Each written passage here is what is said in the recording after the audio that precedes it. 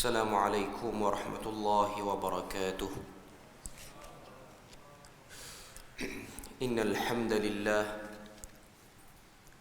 نحمده ونستعينه ونستهديه ونستغفره ونعوذ بالله من شرور أنفسنا ومن سيئات أعمالنا. من يهده الله فلا مضل له ومن يضلله فلا هادي له. أشهد أن لا إله إلا الله وحده لا شريك له وأشهد أن محمدا عبده ورسوله. يا أيها الذين آمنوا اتقوا الله وقولوا قولا سديدا يصلح لكم أعمالكم ويغفر لكم ذنوبكم ومن يطع الله ورسوله فقد فاز فوزا عظيما. الحمد لله الذي بنعمته تتم الصالحات. ربنا آتنا من لدنك رحمة وهيئ لنا من أمرنا رشدا. اللهم آت نفسي تقواها وزكيها وأنت خير من زكاها أنت وليها ومولاها. Alhamdulillah, syukur pada Allah Azza wa Jalla kerana dengan rahmat dan juga limpah kurnia yang Allah Ta'ala berikan, dapat kita sekali lagi bersama pada pagi yang mulia ni. Dan insya-Allah kita akan membahaskan sambungan daripada satu risalah, iaitu 40 kisah teguran Rasulullah sallallahu alaihi wasallam buat umat. Dan hari ini insya-Allah kita akan bahas pada kisah yang ke-12, iaitu sebuah hadis yang diriwayatkan daripada Imam Muslim daripada Jabir bin Abdullah radhiyallahu anhu, iaitu di bawah satu tajuk, tidak menunaikan salat tahiyatul masjid ketika mana masuk ke dalam masjid. Jadi kita dengarkan hadis yang diriwayatkan.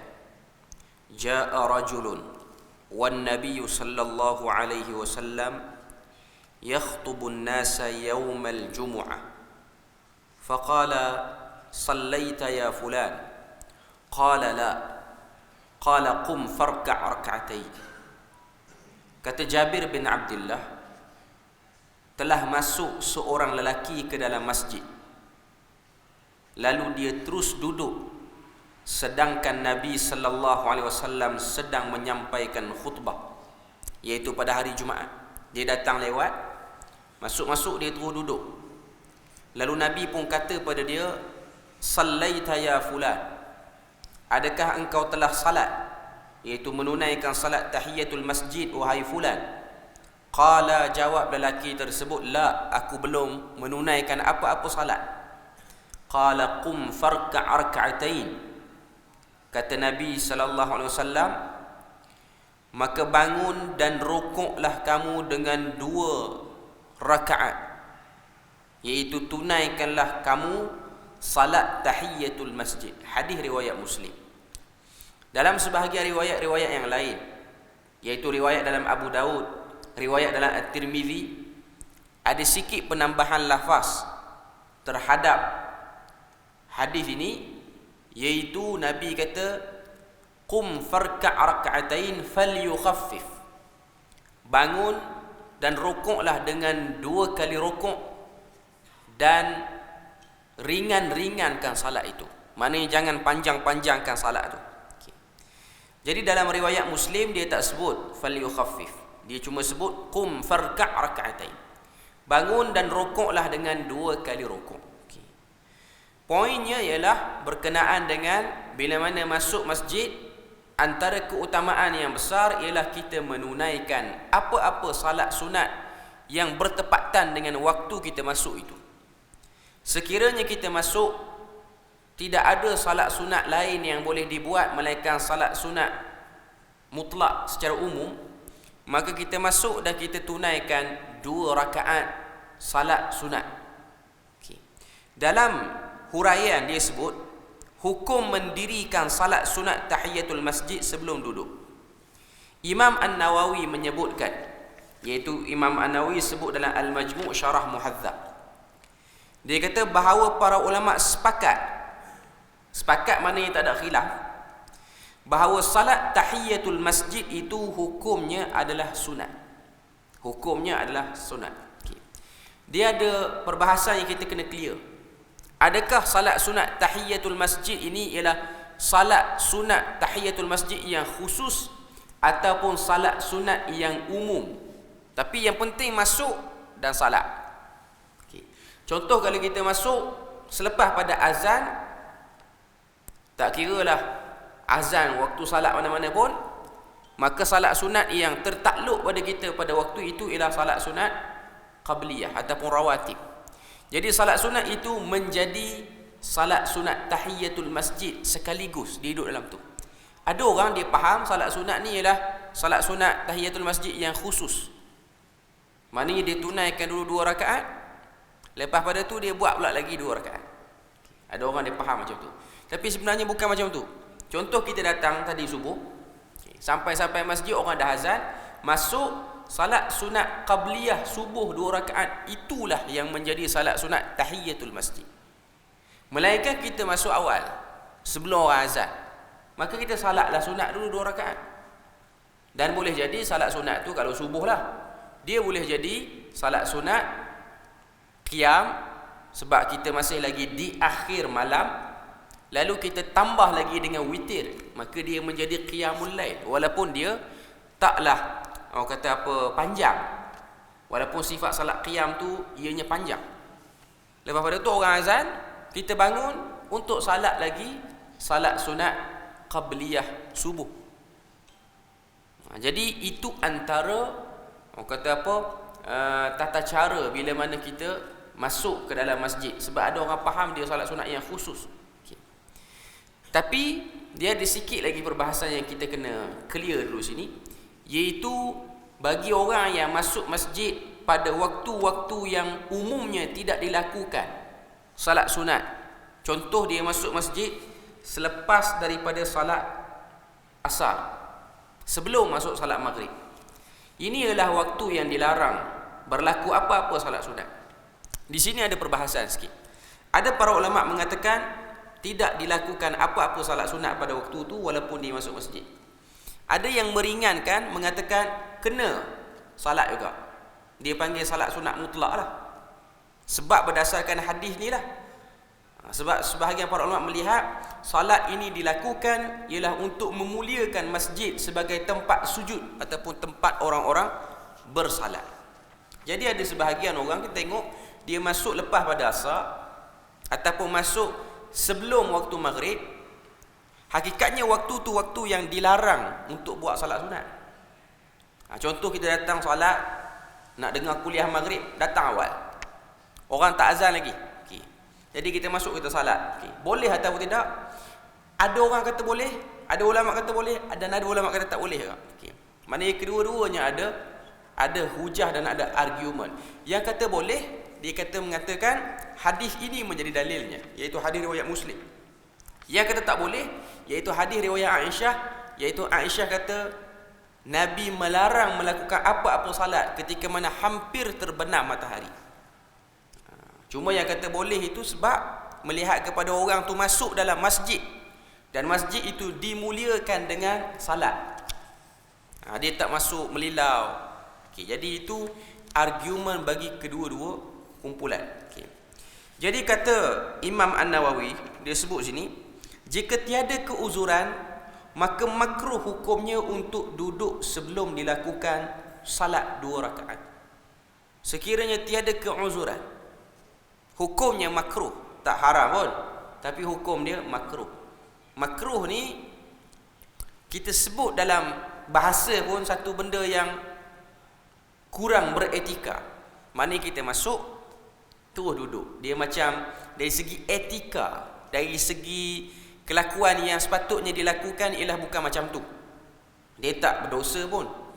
Cuma kita nak kena faham bahawasanya masjid ini dimuliakan dengan dilakukan salat. Imam As-San'ani dalam Subulus Salam, syarah kepada Bulughul Maram, dia menyatakan bahawasanya hadis ini menunjukkan larangan untuk duduk ketika masuk dalam masjid sebelum menunaikan salat 2 rakaat. Maknanya bila mana dia sebut larangan, dia berpegang kepada tak boleh. Dia berpegang kepada makruh tahrimi. Makruh yang lebih dekat kepada haram, bukan makruh tanzihi. Cuma nak katanya yang terbaiknya ialah kita salat. Cuma duduk pada waktu yang khilaf tadilah. Kalau lepas pada asar, itulah perbahasan dia. Secara asasnya, hukum mendirikan salat tahiyatul masjid adalah sunat yang amat digalakkan. Dia disebut dengan nama mustahab, maknanya banyak keadaan Nabi buat. Walaupun imam sedang berkhutbah pada hari Jumaat, maknanya tengah khutbah tu pun kita kena juga salat tahiyatul masjid. Bahkan ia menjadi penanda aras bahawa salat ini sangat dititik beratkan oleh Nabi, sehingga baginda menegur sahabat yang tidak melakukannya ketika sedang berkhutbah. Sebab Nabi tanya direct kepada lelaki yang datang masuk dalam masjid waktu Nabi sedang khutbah. Hal sallaita, itu riwayat Abu Daud. Riwayat Muslim, sallaita ya fulan, Nabi tanya. Maknanya Nabi tegur direct dan berlaku interaksi di antara khatib dengan jemaah yang datang salat Jumaat pada waktu tu. Pertama kita nak sebut, ala-ala nak sebut tentang isu ni, waktu khatib sedang menyampaikan khutbah, kita dilarang bercakap. Kita dilarang bercakap. Kita kena beri perhatian kepada apa yang diucapkan oleh khatib walaupun tak difahami. Sebab ada setengah-setengah tempat kita pergi salat, khatib dia tidak menggunakan bahasa yang kita faham. Mungkin khatib situ dia teks khutbah dia dalam bahasa Arab. Sebab ada setengah-setengah mazhab yang mewajibkan khutbah ni dalam bahasa Arab. Antaranya Hanafi, mazhab Abu Hanifah. Tu pun bukan Imam Hanafi yang kata, yang ujung-ujung, maknanya ulama yang bermazhab Hanafi, dan juga sebahagian Malikiyah. Sebab tu kita akan tengok sebahagian orang yang bermazhab Hanafiyah dan juga Malikiyah, terutamanya Malikiyah, mereka akan ada bahagian dalam khutbah tu dia orang akan baca dalam bahasa Arab. Dia orang akan baca dalam bahasa Arab. Dia orang baca juga bahasa tempatan, tapi baca dalam bahasa Arab. Okay. Benda tu khilaf di kalangan para mazhab sajalah. Okay. Kita boleh baca khutbah dalam apa-apa bahasa. Kita memberikan, orang kata apa, ruang kepada orang kebanyakan. Bahasa apa? Macam setengah-setengah tempat dia gunakan bahasa-bahasa, ikutlah jemaah dia ramai, orang bangsa apa. Macam di Malaysia kita ni pun dia tak stick pada bahasa Melayu. Ada setengah-setengah masjid guna bahasa yang berlainan. Tuan-tuan pergi masjid India di KL, itu guna bahasa Tamil dalam khutbah dia. Ada masjid Pakistan di Kelantan, itu khutbah dia dalam bahasa Urdu. Ikutlah bahasa apa-apa pun, yang penting kita kena, kalau kita yang tak faham Tamil dan Urdu tu, kita duduk kita kena dengar juga.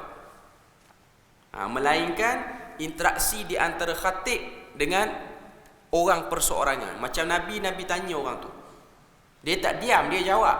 Okay, maknanya yang boleh bercakap ialah antara khatib dengan orang yang ditanya. Ataupun orang yang ditanya, orang jemaah tu, dia nak argue sesuatu kepada khatib dalam khutbah. Boleh ataupun tidak? Benda tu boleh. Cuma tempat kita orang tak biasa buat. Sebab tempat kita waktu orang baca khutbah, dia pun tidur. Jadi tak ada apa-apa interaksi di antara dia dengan khatib tu.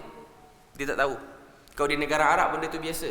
Orang baca hadis salah, ataupun puji kerajaan terlebih sangat walaupun kerajaan tu jahat. Di negara Arab benda tu normal.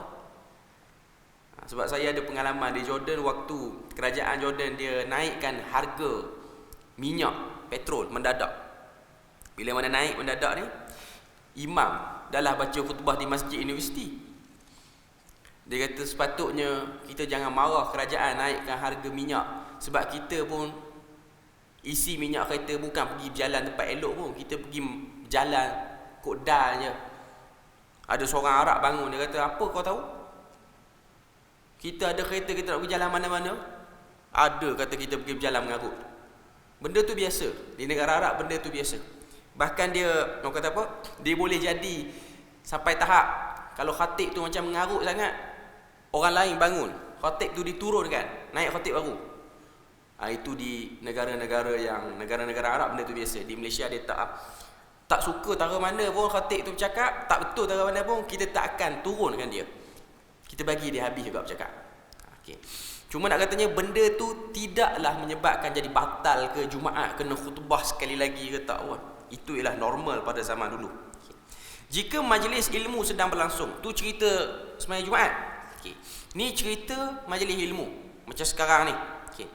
Imam An-Nawawi berkata dalam Majmu' Syarah Muhadzab, jika seseorang masuk dalam masjid dan imam sedang berkhutbah, maka dia tidak boleh duduk melainkan setelah salat sunat 2 rakaat yang dilakukan dengan ringkas. Dia tak baca panjang. Sebab dalam riwayat Abu Daud, Nabi suruh ringkaskan. Maknanya tak perlu baca surah-surah yang panjang, secepat mungkin salat pada waktu itu dengan tumakninah. Berdasarkan pendapat Imam An-Nawawi ini, maka apa sahaja majlis ilmu, kuliah yang sedang berlangsung, mestilah didahulukan dengan salat tahiyatul masjid sebelum masuk di dalamnya. Maknanya kalau tuan-tuan masuk dalam masjid, tuan-tuan kena tunaikan salat tahiyatul masjid ataupun salat sunat mutlak secara umumnya. Dan walaupun waktu tu bukan khutbah Jumaat, macam kuliah kita sekarang, kuliah subuh ataupun kuliah duha ke, kuliah maghrib ke, tuan-tuan kena salat. Tapi fiqhnya, kefahaman yang betul, waktu masuk majlis ilmu dah datang lewat, kita salat sunat di penjuru-penjuru yang jauh. Ada orang dia nak duduk depan, dia salat sunat depan ni, depan meja kuliah tu betul, halang tu kamera kalau ada live, tu pun tak kena. Okay. Dia salat lah belakang lu, lepas tu baru datang ke depan.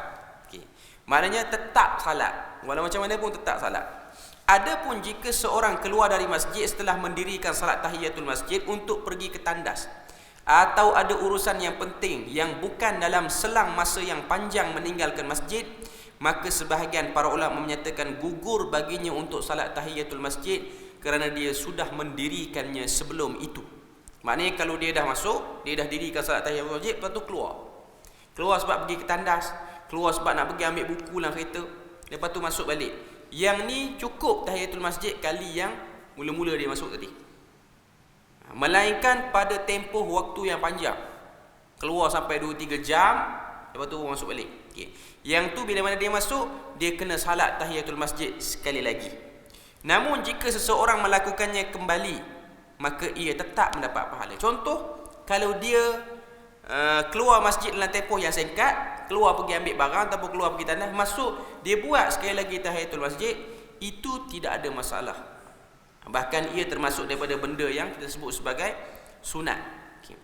Adakah, isu seterusnya, adakah semua tempat yang dinamakan tempat salat itu boleh didirikan tahiyatul masjid? Istilah kita di Malaysia ni surau, musalla. Adakah surau-surau, musalla, ada setengah negeri dia panggil madrasah. Kita faham madrasah ni sekolah. Ada negeri-negeri madrasah ni surau. Surau ya. Tempat orang salat 5 waktu, tapi tak buat salat Jumaat situ. Adakah boleh kita dirikan salat tahiyatul masjid di surau? Okay. Majoriti ulama sepakat bahawa surau yang hanya didirikan salat Jumaat, maka ia sunat. Dia panggil surau Jumaat. Kalau masjid macam masjid kita ni, kita buat salat Jumaat, tak ada isu lah. Okay. Sunat untuk didirikan padanya salat tahiyatul masjid, dan ia merupakan pandangan mazhab Syafi'i dan selainnya. Surau maknanya dalam qaryah tu dia dah ada masjid, lepas tu ada lagi surau. Dan surau tu pun dijadikan sebagai surau Jumaat. Maknanya kalau dah melimpah sangat di masjid, di situ orang salat Jumaat. Di situ pun boleh kita dirikan salat tahiyatul masjid. Namun jika surau pejabat atau surau di kampung yang tidak didirikan salat Jumaat, surau di stesen minyak, surau dalam kereta api, sebab semua tu surau, surau dalam kapal terbang, okay, maka para ulama ada perbincangan berkenaan dengan isu ini. Jika ia adalah surau wakaf yang memang didirikan salat 5 waktu di situ, maka ia juga sunat untuk didirikan salat tahiyatul masjid. Ini ialah pandangan sebahagian para ulama, kecuali mazhab Syafi'i. Syafi'i tak pegang yang ni. Mazhab Syafi'i mengatakan surau yang tidak didirikan salat Jumaat, Maknanya surau kampung, surau RNR, surau-surau yang ada di stesen minyak, surau yang mutanakil, yang bergerak dalam kenderaan zaman sekarang, mengikut pandangan mazhab Syafi'i yang muktamad, tidak didirikan tahiyatul masjid di situ. Okey. Mazhab lain saja yang membenarkan. Jika surau sementara ataupun surau milik peribadi seseorang, maka tidak harus didirikan salat sunat tahiyatul masjid. Contoh, dia ada rumah, dia buat surau dalam rumah dia. Okay. Perlu ataupun tidak dia dirikan salat tahiyatul masjid? Hukumnya tidak harus. Tapi ada orang buat. Okay. Ada orang buat tu, benda tu adalah perbahasan yang membenarkan. Contoh, ada orang dia salat sunat tahiyatul masjid di ruangan salat dalam rumah dia. Ada orang dia wujudkan ruang salat dalam rumah dia. Memang ruang salat tu tak berubah. Siap-siap rumah, bilik tu, ruang tu dia jadi ruang salat. Maknanya memang tak berubah. Ada orang dia ubah sekejap bilik ni, yang tu tak cik. Dia tak berubah. Ada perbahasan dan keringanan. Tapi hukum asalnya ialah tidak harus dibuat bila mana ianya membabitkan ruangan salat, surau ataupun apa-apa saja milik peribadi.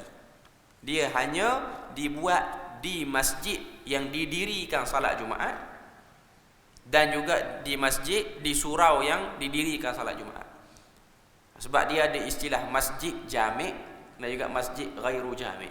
Cuma tempat kita ni dia tak guna istilah tu. Bila mana sebut masjid, kita akan nampak masjid yang didirikan salat Jumaat. Walaupun ada setengah-setengah masjid ni dia bersifat ghairu jami'.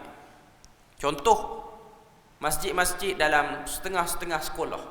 Ada sekolah-sekolah yang besar, dia punya surau dia, ataupun dia namakan masjid tapi tak buat salat Jumaat. Okay. Yang tu tidaklah, orang kata apa, menjadi tempat yang disepakati oleh para ulama untuk didirikan salat tahiyatul masjid.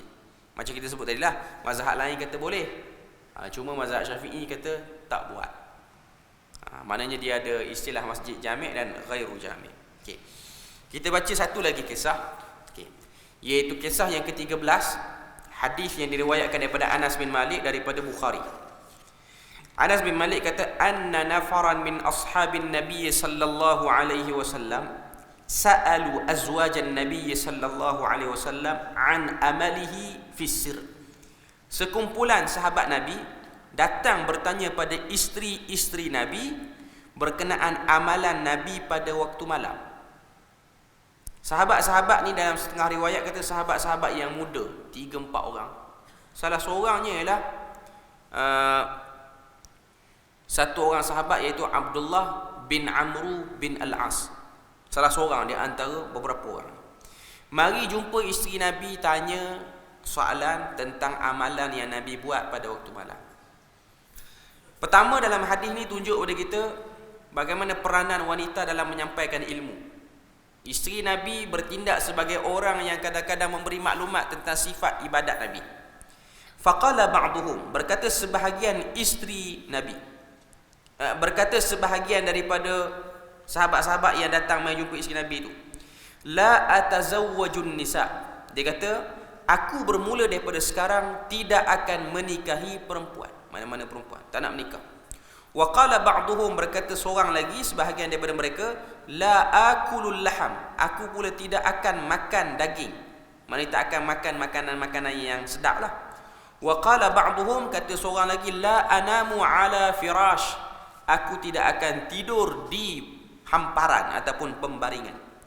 Fabalagha dzalikan nabi, sampailah pilihan-pilihan mereka itu, keutamaan-keutamaan yang mereka nak buat ni kepada Nabi, sampai di telinga Nabi. Orang beritahu kat Nabi, ni ada 2-3 orang sahabat kamu ni, dia dah buat, orang kata apa, satu ketetapan, tak nak kahwin, tak nak makan, dan juga tak nak tidur, tak nak makan daging, maknanya tak nak makan makanan yang sedap. Okay. Kemudian Nabi pun panggil 3 orang ni. Okay. Fahamidallahu wa athna alaihi wa qal, kata dalam riwayat Anas bin Malik tu, kata dia fahamidallah. Fahamidallah maksudnya dia kata kemudian Nabi SAW memuji Allah dan bersabda, apa kata Nabi? Nabi kata sini, ma balu aqwamin qalu kadza. Apa yang dah jadi pada diorang sehingga diorang kata macam tu ataupun pilih macam tu. Lalu Nabi pun kata, lakinni usalli wa anam wa asum wa uftir. Sedangkan aku ini satu orang yang salat dan aku satu orang yang tidur. Aku satu orang yang berpuasa dan aku satu orang yang buka puasa dan makan. Wa atazawwajun nisa, dan aku juga berkahwin dengan perempuan. Faman raghiba an sunnati falaysa minni. Barang siapa yang tidak suka dengan sunnah aku, maka dia bukan daripada kalangan aku. Hadis ni kita biasa dengarlah. Okay. Pertama daripada hadis ni, ianya ialah satu penerangan daripada beberapa ayat Al-Quran. Antaranya ialah ayat 2 dan 3 daripada surah Taha.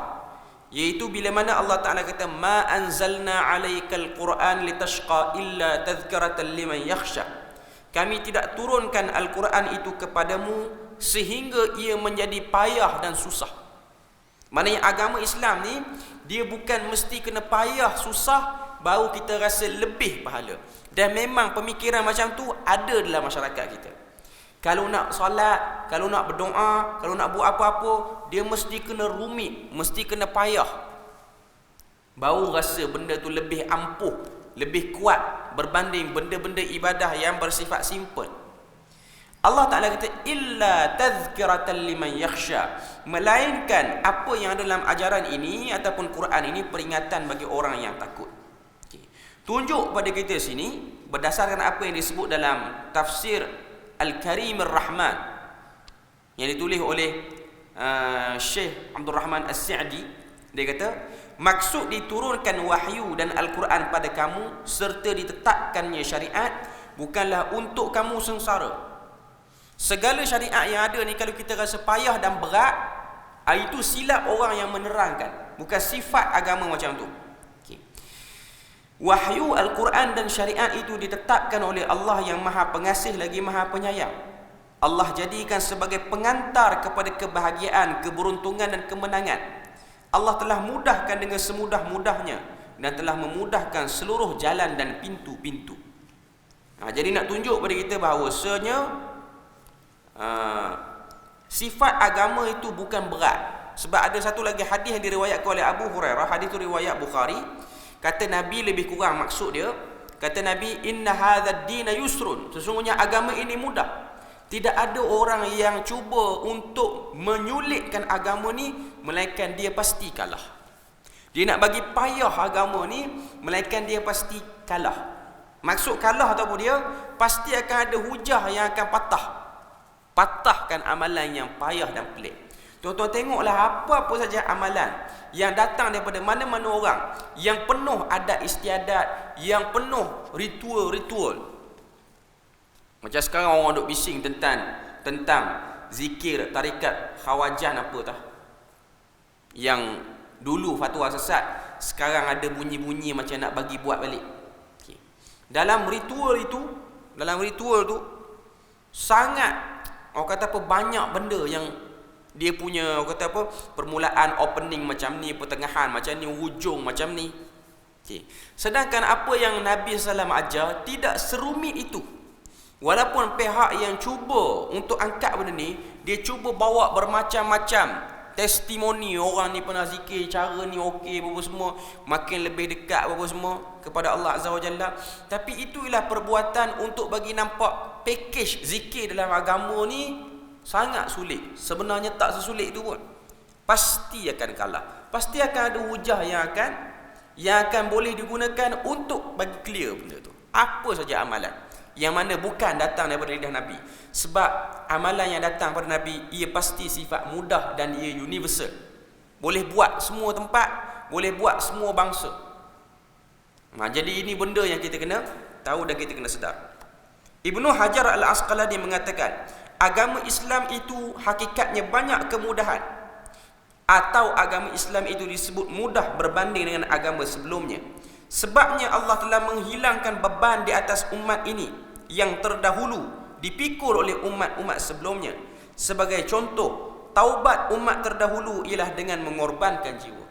Cara umat-umat terdahulu untuk taubat daripada dosa besar ialah dia kena bunuh diri. bunuh diri untuk taubat pada zaman dulu, iaitu kaum Nabi Musa. Tolak daripada bukit yang tinggi, baru ampun dosa tu. Minum arak ke, berzina ke, cara tu. Tapi umat Nabi Muhammad tidak dibebankan dengan benda tu. Cukuplah dengan dia menyesal, dengan dia tidak mengulangi dosa tu, maka mudah-mudahan Allah Ta'ala menerima taubat dia. Seterusnya dalam huraian ini dia sebut, tidak ada sikap bertapa ataupun rahbaniyah dalam Islam. Hadis riwayat Baihaqi, iaitu Nabi kata, la takunu ka rahbaniyatin nasara. Jangan kamu jadi seperti rahbaniyah yang ada dalam Nasrani. Rahbaniyah maksud dia apa? Mengasingkan diri daripada dunia dan fokus pada akhirat semata-mata. Ini ialah ekstrim dalam agama yang tidak disedari oleh sebahagian orang. Sebab ada orang dia ekstrim dalam tak peduli langsung agama, dan yang kedua ialah ekstrim dalam beragama, sehingga dia fokus pada agama, dia nak berpisah terus dengan kehidupan dunia, tak nak berpijak di bumi yang nyata. Sehingga Rasulullah menegur keras 3 orang tadi kerana keinginan mereka untuk keluar daripada batas keseimbangan dan keadilan. Tak nak kahwin, tak nak makan, tak nak tidur. Walaupun niat dan tujuan mereka baik untuk meningkatkan kualiti ibadah, namun cara mereka salah. Agama suruh puasa, sebahagian masyarakat dia puasa, lepas tu dia letakkan syarat dalam puasa dia tu, aku puasa, aku tak nak makan daging, aku cuma nak makan vegetarian, benda-benda yang bersifat berasaskan tanaman ni lah. Okay. Siapa suruh? Tak ada orang suruh, dia sendiri je yang nak buat. Kalau dia buat kerana ada faktor kesihatan, maknanya ada pakar yang nasihat dia, kamu tak boleh makan ini, itu cerita lain. Tapi kalau dia buat benda tu, tujuan dia ialah untuk lebih mendekatkan diri pada Allah. Sebab percaya, makan daging banyak, hati lebih lalai pada Allah Azza wa Jalla. Ni ada orang duk cerita 2-3-4 hari ni, siapa makan daging berterusan 40 hari, Tuhan tarik nikmat ibadah dia. Yang pakai serban besar tu lah, duk cakap mengarut banyak tu. Okay. Dia sebut benda tu. Okay. Sedangkan agama tidak seperti itu. Agama tidak disusahkan seperti itu. Bukan silap makanan tu kamu lalai, silap kamu yang package-kan agama dalam bentuk-bentuk yang tak disebutkan oleh wakil agama yang sah, iaitu Nabi. Akhirnya agama itu berubah menjadi payah.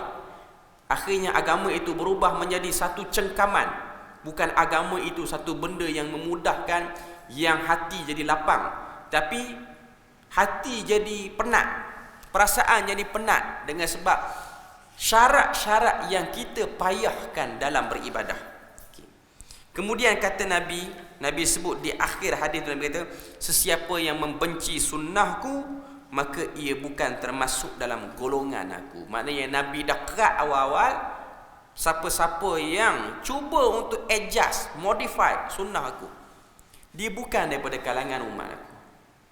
Para ulama kata, adakah ini bermaksud ancaman yang Nabi nafikan dia bukan umat Nabi secara total? Ada yang kata ianya lebih kepada ancaman. Kalau satu orang tu dia buat amalan-amalan yang bersifat tertutup ni dengan sebab kejahilan, maka itu isu lain. Contoh sebahagian orang-orang tua gitu dulu, dia buat amalan-amalan ibadah yang tidak ada sandaran. Contoh orang duk cakap tentang nisfu Syaban baru-baru ni. Andai kata orang-orang tua kita dulu buat, ataupun kita dulu zaman budak-budak duk buat, zaman tu penyebaran hujah tidak selaju zaman sekarang. Okay. Nak tunjuk pada kita, yang orang-orang tua kita dah buat dengan keterbatasan maklumat tu, itu cerita lain. Zaman sekarang maklumat telah disampaikan. Yang tu urusan dia, dan dia ada, orang kata apa, macam mana Tuhan nak deal dengan dia orang, sebab dia orang buat satu benda atas keterbatasan maklumat yang sampai. Keterbatasan maklumat yang sampai. Pada tempat yang lain Nabi juga bersabda, bagaimana halnya kaum-kaum yang menjauhkan diri daripada sesuatu yang aku lakukan. Demi Allah, aku adalah orang yang paling tahu tentang Allah dan yang paling bertakwa kepadanya. Maknanya Nabi kata pada sahabat tu, ana atqan nas, aku yang paling bertakwa, tapi aku tak tunjuk macam tu. Aku tak payah kan seperti itu. Okay. Lepas daripada tu Ibnu Hajar Al-Asqalani disebut dalam Fathul Bari, hadis ni sebab riwayat dalam Bukhari, dia kata tidak syak lagi sesuatu kesesatan yang berlaku kepada satu orang itu ialah meyakini ada benda yang jika dibuat dengan lebih payah dan sulit, ianya lebih besar pahala dan ianya lebih mendekatkan diri pada Allah Azza wa Jalla. Ibnu Hajar kata ini ialah titik awal kesesatan berlaku kepada satu orang, iaitu satu orang dia ada satu sikap, dia rasa buat agama ni lagi payah lagi sulit, nak berzikir lagi payah lagi sulit, nak salat lagi payah lagi sulit. Ini ialah sikap-sikap yang membuka pintu kesesatan. Oleh sebab itulah Nabi dia tegur para sahabat. Sebab tu kau tengok ada satu hadis yang diriwayatkan oleh Bukhari dan Muslim, bila mana Nabi masuk masjid, Nabi tengok ada 2 tali tergantung di atap masjid. Nabi tanya, ni tali untuk apa? Orang pun beritahu, tali ni diguna oleh satu orang perempuan nama dia Zainab. Waktu dia salat malam, dia letih, dia akan berpaut di tali itu. Dia akan berpaut di tali itu. Nabi kata, hulluh, buang tali ini. Dan beritahu pada dia, sekiranya dia mengantuk, dia tidur. Dan jangan dia teruskan salat malam. Sekiranya dia terus, maka dia tak akan sedar adakah dia sedang beribadah atau dia sedang mencela Tuhannya. Sebab mata mengantuk, baca ayat Quran pun berterabur, zikir pun berterabur, entah zikir itu betul puji Tuhan ataupun zikir itu caci maki Tuhan. Jadi ini ialah benda yang kita kena tahu dan kita kena sedar tentang bab itu. Jangan dirosakkan agama yang telah dimudahkan oleh Nabi, jangan di-adjust, modify kerangka ibadah yang telah diletakkan oleh Nabi. Jadi alhamdulillah kita selesai 2 kisah pada pagi ini, iaitu 12 dan 13, dan insya-Allah kita akan sambung pada kali yang akan datang lepas raya lah kita punya perbahasan kita ni. Moga Allah Taala beri rahmat dan berkat. Subhanakallahumma wa bihamdika asyhadu an la ilaha illa anta wa astaghfiruka wa atubu ilaik. Wassalamualaikum warahmatullahi wabarakatuh.